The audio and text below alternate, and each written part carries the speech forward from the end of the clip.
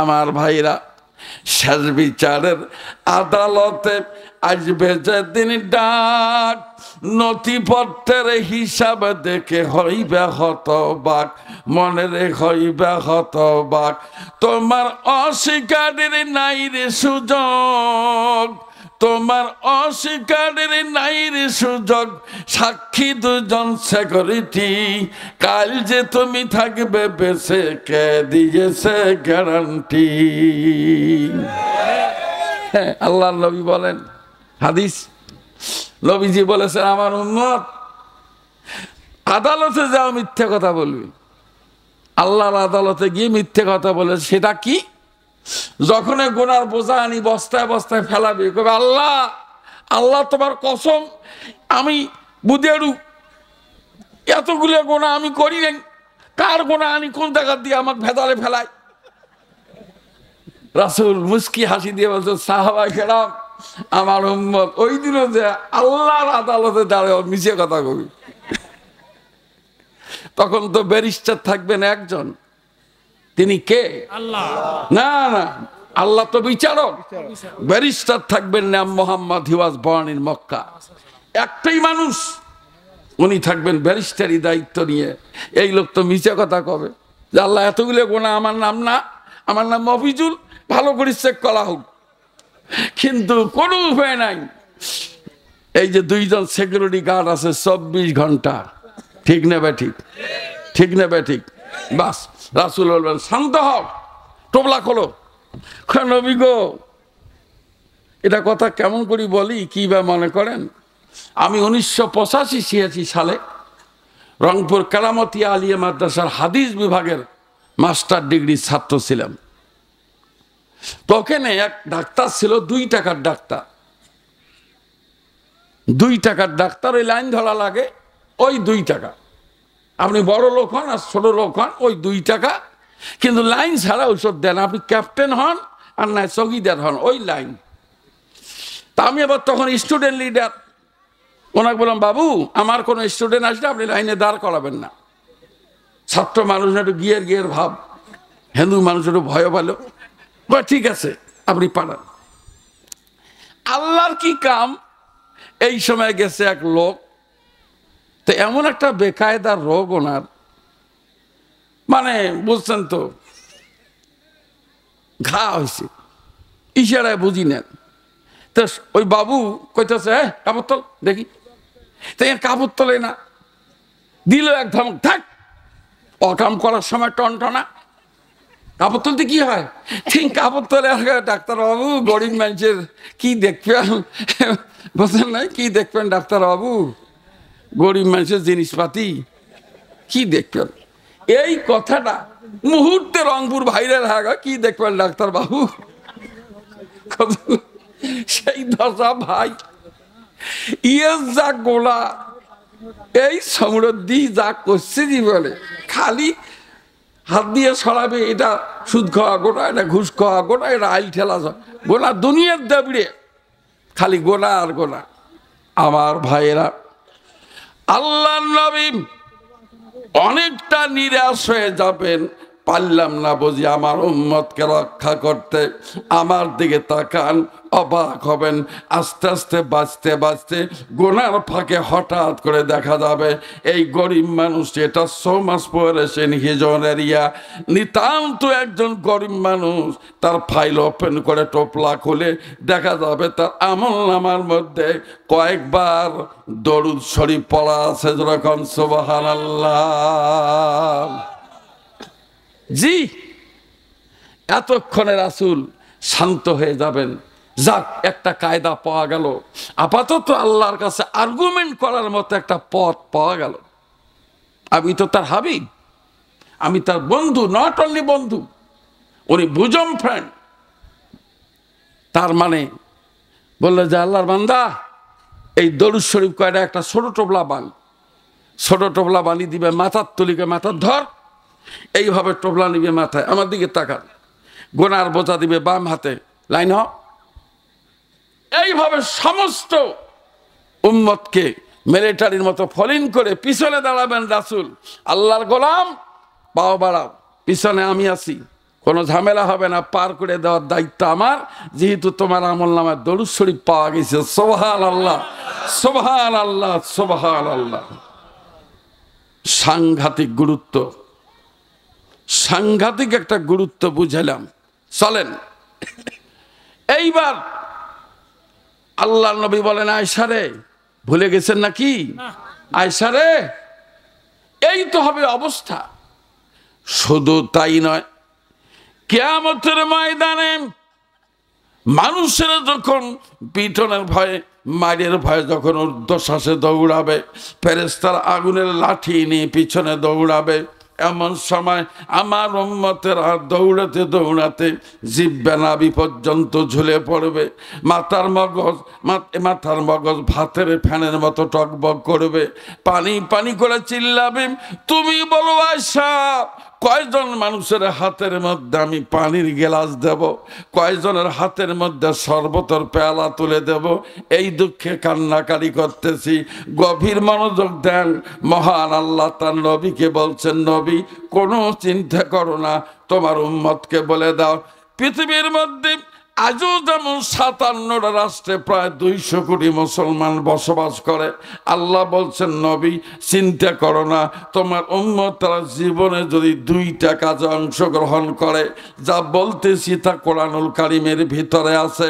আল্লাহ বলেন, নবী কান্নাকারির কোনো প্রয়োজন হবে না, তোমার উম্মত তারা 2টা কাজে যদি অংশগ্রহণ করে, আমি আল্লাহ কথা দিলাম, বিনা বিচারে বিনা হিসেবে তোমার উম্মতকে আমি জান্নাতে পৌঁছায় দেব। যখন সুবহানাল্লাহ, খুদ কা ইয়াবে এসোনে বাজারে রে রা।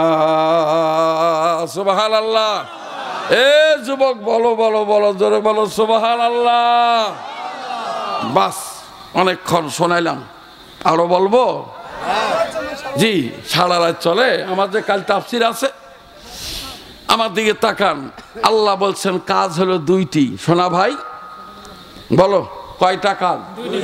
কয়টা? এটা আমি বলি নাই, চ্যালেঞ্জ করে বক্তব্য দিয়ে যাচ্ছি। আমার বক্তৃতার যদি কেউ ফিডব্যাক করে যে উনি ভুয়া তথ্য দিলেন, আমাকে ডাক দেবেন, আমার মোবাইল নাম্বার ইন্টারনেটে আছে। I will come again to you. আমি আবার আসবো চ্যালেঞ্জ গ্রহণ করার জন্যে।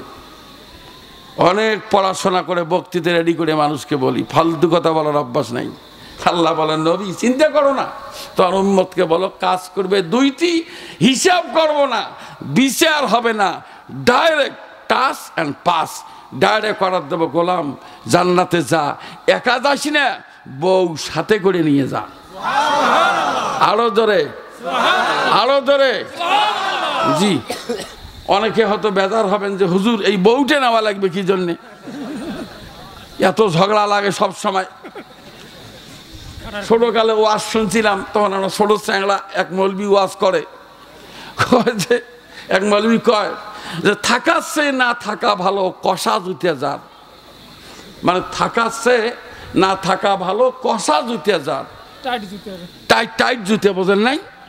এই টাইট জুতে পায়ে দিয়ে হাঁটা যায়, থাকার চেয়ে না থাকায় ভালো, বোঝেন নাই? আর আর ওই যে আর বলছেন যে ফুলের বিছানা তার কাঁটা বরাবর, মানে ফুলের বিছানা তার কাঁটা বরাবর, অর্থাৎ তার বক্তব্য হলো যে ঝগড়ি বিবি যার, স্ত্রী যদি ঝগড়ি হয়, তা ফুলের বিছানা ওর কাছে কাঁটার সমান, শান্তি নাই। এই লোকটা যদি এই ওয়াজ শোনে, কবে যে ধর ইয়ে জান্নাতের দরকার নেই, আমি ওকে নিবেন নই, ওই কি জন্য যাবি না কি কল? শোনা ভাই, কিয়ামতের ময়দানে এগুলো সব আপনি ভুলে যাবেন, সব ভুলে যাক। অন্যদিন সুযোগ হলে স্বামী স্ত্রী কি জিনিস বুঝাবো। আপনার তো কায়দা পান না, কায়দা তো বোঝেন না, বউ ম্যানেজ করার যে কি কায়দা তো বোঝেন না। জোরে করে ফির মহিলা শুনবে, চুপ চুপ করি বলি, একটা বুদ্ধি দেই, দেব দেব।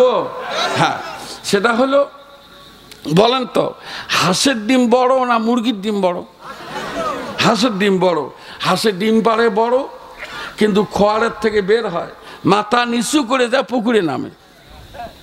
হাঁসের কথা হলো, হায় রে মনিব এত সুন্দর খাবার দিছে, তারপর থাকার জায়গা দিল, নিরাপদ জায়গায় থাকলাম, কিন্তু যে ডিম দিলাম মনিবের হক আমি আদায় করতে পারি নাই, লজ্জায় মাথা নিচু করি যায়।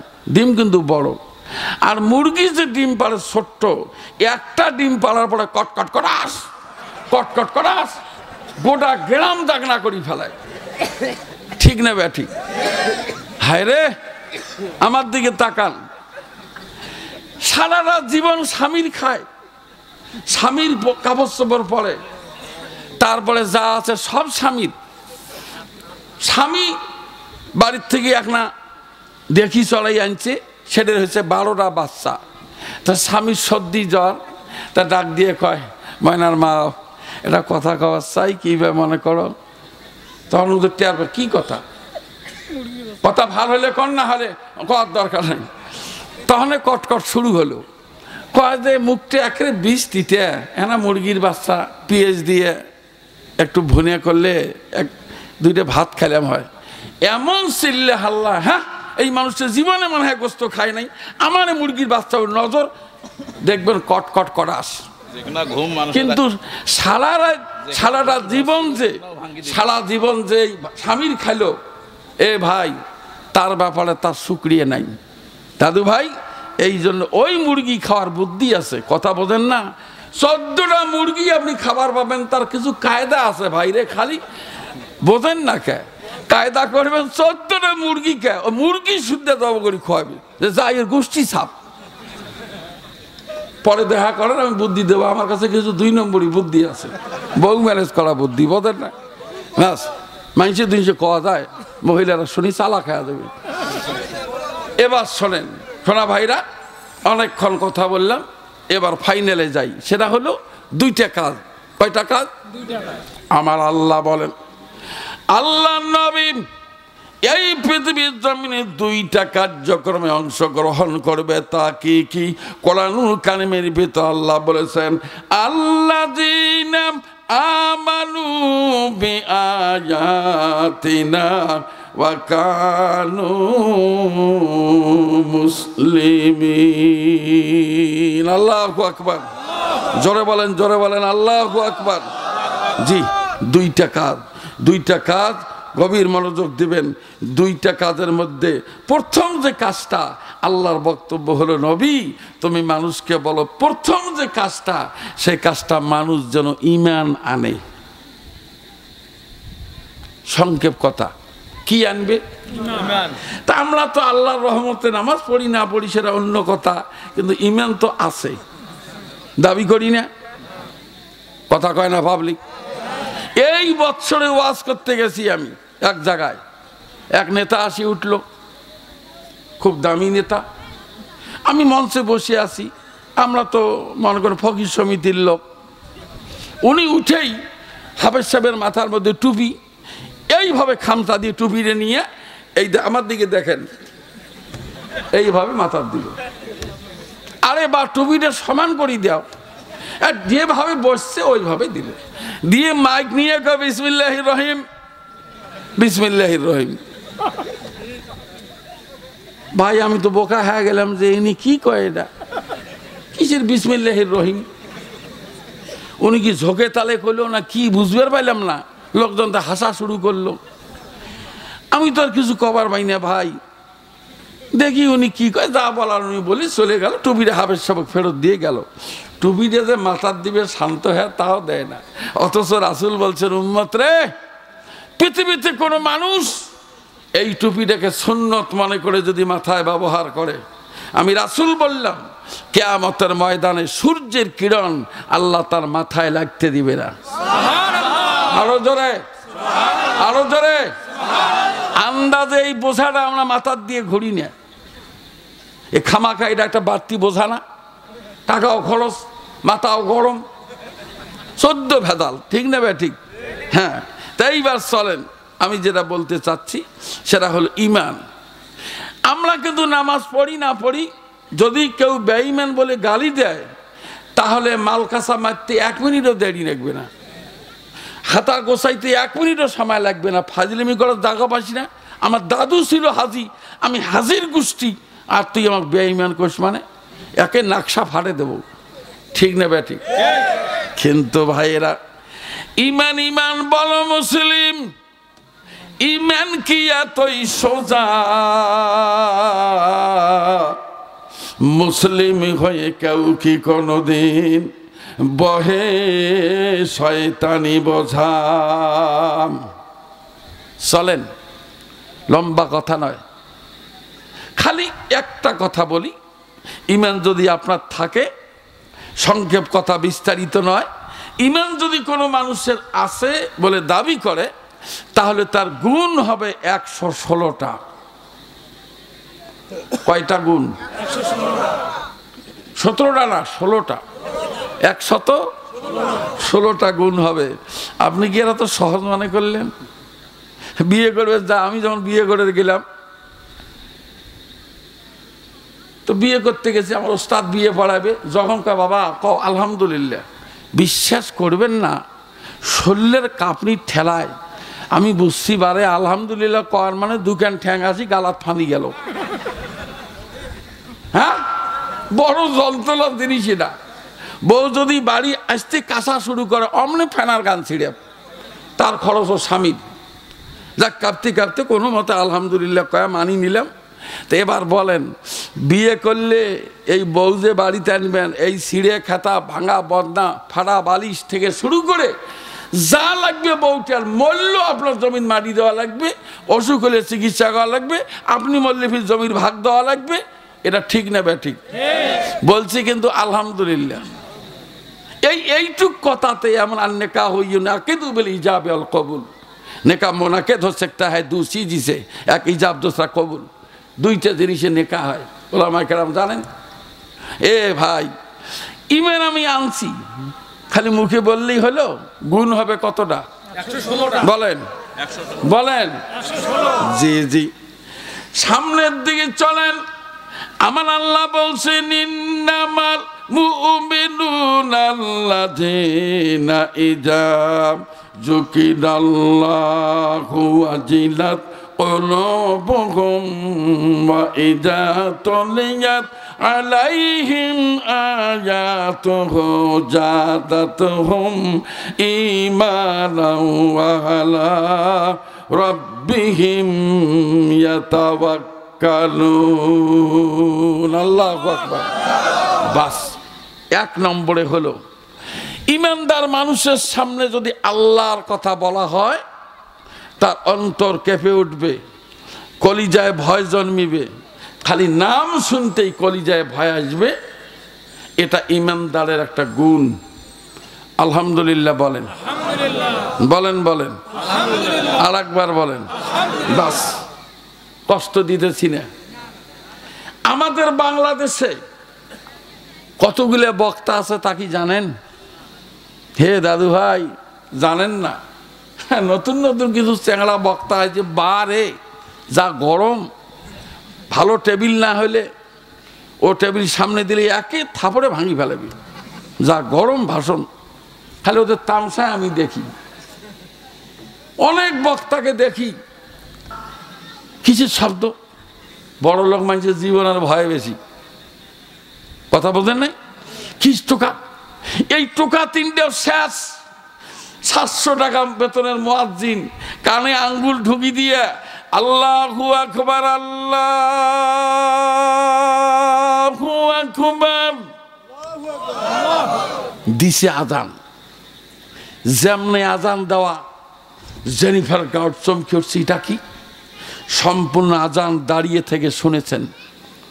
শোনার পরে ড্রাইভারকে বলছেন, ড্রাইভার, এমএ পাস করলাম গানের উপরে, এই গান তো কোনো বইয়ে আমি পাইনি, এটা মারাত্মক সঙ্গীত, আর এই গানটা শুনে আমার কলিজে কাঁপে।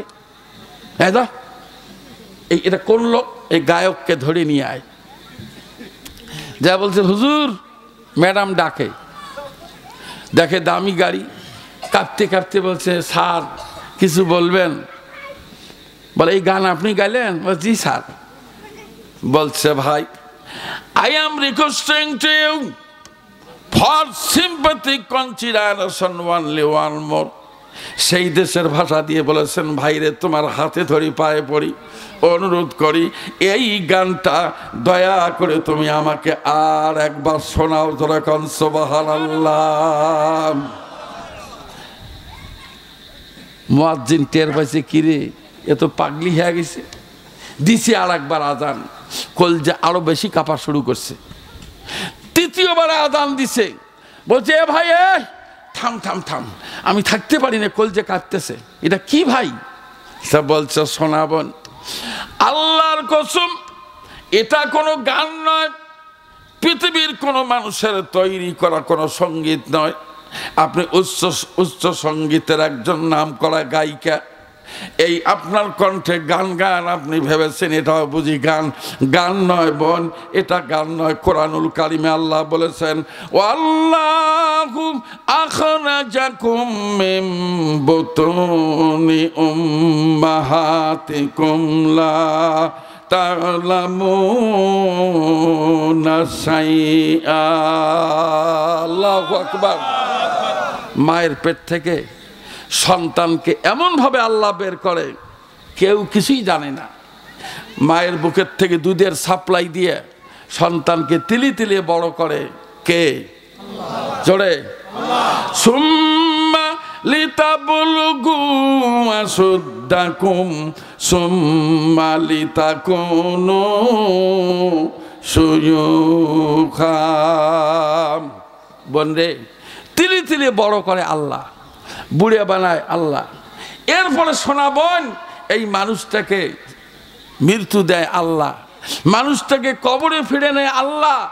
এ শোনাবন, তোমার বিচার করবেন তিনি, যার নাম আল্লাহ। এই আল্লাহকে রাজি করার জন্য আমরা আজান দেই, আর মানুষ দলে দলে মসজিদে আসে, আল্লাহর কুদরতি খাতায় কপাল দিয়ে সাইন করে, আল্লাহ ফজরের ওয়াক্ত আমি কিন্তু হাজির। সুবহানাল্লাহ নাই? হ্যাঁ জি শোনাবেন, এটি হলো তার জরুরি এলান। আরো শুনবেন? আরো শুনবেন? হ্যাঁ। তো এখন শোনেন, ফজরের সময় লোকটা, আমি একদিন আমার স্ত্রী কইলাম খুব ঠান্ডা, তা করলাম যে টিউবওয়েল চাপ দাও তো, টিউবওয়েলের পানি দিয়ে, টেপের পানি খুব ঠান্ডা। স্বামী স্ত্রী উজু করতেছি, তা আমি বললাম যে দেখো তুমি যাই বলো, এই ফজরের নামাজটায় যদি আল্লাহ কইতো এটা উজুর দরকার নাই, বেশি ঠান্ডা হলে উজু না করলে চলবে। তা আমার স্ত্রী কিন্তু হাইজেনি মানুষ কথা, এই লোকটা এগুলো কি কয়, আল্লাহ বেদার হক কথা। বললাম তুমি সেন কও, দেখো তো এত ঠান্ডা উজু করা যায়, আল্লাহ এটা মাফ করে দিয়ে পায়নি, বেশি ঠান্ডা হলে উজু না করলে চলবে। তো যাই হোক, ওই দিনে আল্লাহর কি কাম, আমি হাদিস পড়াই দিয়ে গেলাম ক্লাসে, যে দেখি ওই হাদিসটায় মান সাল্লাল বারদাইন, আল্লাহর নবী বলেন মান সাল্লাল বারদাইনে দাখালাল জান্নাতা। দুইটা ঠান্ডার সময় সকালে এবং সন্ধ্যা, ঠান্ডার সময় অজু করে কোনো ব্যক্তি যদি সকালের ফজরের নামাজ, এশার নামাজ, ঠান্ডাকে উপেক্ষা করে কোনো মানুষ যদি সালাত কায়েম করে, রাসূল বলেছেন আমি গ্যারান্টি দিলাম এই মানুষটা আল্লাহর জান্নাতে যাবে। জোরে কোন সুবহানাল্লাহ। এরই বাপ মারাত্মক কথা। তো এখন চলেন, ফজরের সময় নামাজ পড়তে যাচ্ছে, টুকটুক টুকটুক করে কাঁপতে কাঁপতে যায়, যা মসজিদের বারান্দায় দাঁড়ায়, আল্লাহুম্মা আফতাহলি আবওয়াবা রাহমাতিকা। আল্লাহ কা আল্লাহ, আমি গরিব মানুষ বা আমি ধনী মানুষ, আমি নেতা অথবা ডাক্তার, আমি ইঞ্জিনিয়ার, কিন্তু মাবুদ তোমার রহমতের দরজা দাঁড়ালাম আমি কাঙ্গাল হয়ে। আল্লাহ দরজা খোলো, রহমতের দরজাটা খুলে দাও মাবুদ, আমি একটু ভিতরে যাইতে চাই। রাসূল বলছেন, হাদিস, রাসূল বলছেন কেউ যদি মসজিদে ঢোকে সেজন্য এ কথাটা বলেই ঢোকে। সুবহানাল্লাহ। অতএব আন্দাজি ঢুকবেন না, পারমিশন নিয়ে ঢোকেন। বাস ফজরের নামাজ পড়লেন, নামাজ পড়া হয়ে গেল, আর তো থাকি কাম কি, বের হলেন, যাবেন এখন বাড়িতে, বিভিন্ন কাজ। আমার ভাইয়েরা, হাদিস শোনায় মান খারাজা মিন বাইতিহি মুতাতাহিরান ইলা সালাতিন মাকতুবাতিন ফাআজরুহু কাআজরিল হাজ্জিল মুহরম। আল্লাহর নবী বলেন ফজর নামাজ পড়ে গোলাম যখন বাড়ির দিকে যায়, মদিনাওয়ালা বলেন লোকটা বাড়িতে পৌঁছার আগে মহান আল্লাহ তার আমল নামায় একটা হজের সওয়াব দিয়া আল্লাহ তার গোলামকে বাড়িতে পৌঁছিয়ে দেয়। জোরে আরো জোরে হাদিস বলছি, 12 বছর আমি হাদিস পড়াইছি আমার জীবনে। দাদু ভাই হজের সব নিয়ে বাড়িতে গেল। তাহলে একটা কথা শোনাই, এই বছরের ঘটনা। এক লোক হজে যাবে, আমাকে দাওয়াত দিছে দোয়া করার জন্যে। আমরা তো মৌলবি মানুষ, বোঝেন, গেলে খাওয়াও হয় পাওয়াও হয়, বোঝেন না। সকাল সকাল গেলে যাই, যদি এবার চাটা খাওয়া পাওয়া যায় তা 5টা টাকা বাঁচল, আগে ইয়া বসে আছে। এখন ওই হবু হাজি সাহেব আমাকে, হুজুর আমার জন্য দোয়া করেন। তো বললাম, কে ভাই, আমি তো দোয়া করার জন্যই আসলাম। কয় হুজুর কি বলি, বাপের আমি 18% জমি পাচ্ছিলাম ভাগে, সেই জমিটা বিক্রি করে হজের টাকা দিলাম। তা বললাম, স্যার এত বড় অফিসার মানুষ, জীবনে চাকরি করলেন, এত টাকা পয়সা, আবার জমি বিক্রি করেন কেন? হুজুর বোঝেন না, চাকরির ব্যাপারে ভালো মন্দ তো আছে, বোঝেন না, এগুলো এই জন্য এই টাকাটা আমি হজের টাকা দিলাম না। হুজুর চিন্তা করলো, রে ভাই কয় কি, এই তো সিটিয়ার লোক। আচ্ছা কম তো এই না, বাপের জমি বেছে হজে গেল, এই যে খালের মরা কুত্তের মতো চেহারা যে করছে এই ঘুষ খাইতে খাইতে। আচ্ছা কোন মুখে নিয়ে মদিনার যারা ছিল কবি, আল্লাহর নবী দরখাস্ত আনছি সুপারিশ করি দেন, আল্লাহ ধর মোর হজ কবুল করে, কোন মুখখান ধরি যাবে? ওরে সাংঘাতিক সিটার লোক। এই গেল এবার 3 বছর আগে আমি গেছি লালমনিরহাটে দোয়া করার জন্যে। এক বড় লোক আমাকে ছাড়া দোয়া করবে না। গেলাম, এক গরিব লোকটা, হুজুর একটা গোপন কথা কই। বলে কি? এটাই আপনি এসছেন কে? বলে কে দোয়া করার জন্যে। আপনি চলে যান। বলে কে চলে যাবো কেন? গাড়ির তেল বুড়িয়েছি, চলে যায়। কলে হুজুর এনার 3 মেয়ে 1 ছেলে, 22 বিঘে জমি, 22 বিঘে সেলেক দিছে, দিয়ে 3 10-এ 30,000 টাকা। শোক বেডিক ডাহা আর মা মা মা জন্ম দিছি, বড় করছি, মা বিয়ে দিছি, আমার হাতে দিছি, মা জমি জমার উপরে দাবি করেন না, মা এই যে 10,000 টাকা দিলাম, মা আমার জন্য দোয়া করি দাও, আমি হানা পশ্চিমে যাই। এই কথা শুনিয়ে আমি দোয়া দরুদ সঙ্গে হারে ফেলাইলাম, জিরে আল্লাহ আমি কি কয়া দোয়া করবো, তো ভালো সিটের লোক করছি কি, তার সে এই 30,000 টাকা তুই বেটাক দে, যে বা তোকে জমা জমি দিলাম না, 22 বিঘে জমি 3 বেডির নামে দিয়ে আমি মক্কা মদিনে যাই, তোর একেটা দাঁত থাকে নাকি দেখ। ঠিক না ব্যাডিক করলে? হে দাদু, হজের কোনো গ্যারান্টি নাই ভাইরে, যে অকাম করা লোক আমরা, কোনো গ্যারান্টি নাই। কিন্তু মদিনাওয়ালা বলেন, প্লিজ আমার দিকে তাকান। ফজরের নামাজ পড়ে গেলেন, মেশকাতের হাদিস আপনি কালি পড়বেন। রাসূল বললেন, লোকটা ফজর পড়ে যায়, আল্লাহ বলেন ফেরেশতা টর্নস রাইট ডাউন, এক্ষুনি তার আমল নামে একটা হজের সব দিয়েই তাকে বাড়িতে পৌঁছাও। সুবহানাল্লাহ, সুবহানাল্লাহ, সুবহানাল্লাহ। বাস আবার জোহরের সময় আপনি তো কাজে ব্যস্ত, মুয়াজ্জিন স্মরণ করে দিল, এই doctor, master, driver, helper, conductor, নেতা, আর্জেন্ট অ্যাজ পসিবল এক্ষুনি মসজিদে চলে আসো, হাইয়া আলাস সালাহ, নামাজের জন্য আসো। তুমি ডাক্তারি মাস্টারি করো, এখানে সফলতা এই মুহূর্তে নাই, হাইয়া আলাল ফালাহ, সফলতার জন্য মসজিদে আসো। ফজরে হাজিরা দিছো, জোহরের হাজিরা দেওয়ার জন্য যাও। এ সোনা ভাই, এরপর লোকটা আবার জোহরে রক্তে গেল, এইভাবে গেল 5 বার। কয়টা হজ? এ ভাই মাইকলা নেই ওখানে, একটু ই দাও তো ভাই, একটু সামান্য ভলিউম দাও তো। না না ভলিউম সামান্য, জি আমার ভাইরা। তো এখন দেখেন তাহলে এই সারাদিনে হজ কামাই করলো কয়টা? এই দাদু কথা বলতে হবে। জি জি জি আমার ভাইরা, আমার কথা নয়, sings of our prophet name Mohammad, he was born in Mecca. দীর্ঘদিন প্রবেশারি করেছে আরবি ভাষার উপরে। আমার দিকে তাকান, আমি যে কথাটা বলতে চাই, 5টা হজের সব আপনার আমল নামায় গেল। এই পর্যন্ত শেষ না, আমার দিকে তাকান। আল্লাহ নবী বলেন, পৃথিবীর মধ্যে কোনো ব্যক্তি এই যে প্রথম সূরা সূরাতুল ফাতিহাতে মাক্কিয়া, এই যে প্রথম সূরা, এই আলহামদু সূরা, এই সূরাটা পৃথিবীর জমিনে কোনো মানুষ 3 বার যদি তেলাওয়াত করে, আমার দিকে তাকান, সূরা ফাতিহা কোনো ব্যক্তি যদি 3 বার পড়ে, বিশ্ব নবী বলেন 2 খতম কোরআনুল কারীম পড়ার সমান সব আল্লাহ 3 বার সূরা ফাতিহা পড়লে আমার আল্লাহ দিয়ে দেয়। এ দোয়ালি পাড়ার ভাইরা, জীবনে শুনেছেন কিনা সূরা ফাতিহা 3 বার? কয়বার? 3 বার। কয় খতম? 2 খতম। কয় খতম? দেখেন তো, 2 খতম। কয় খতম? 2 খতম। জি, এটা আমি বলি নাই, এটা বলেছেন তিনি, যার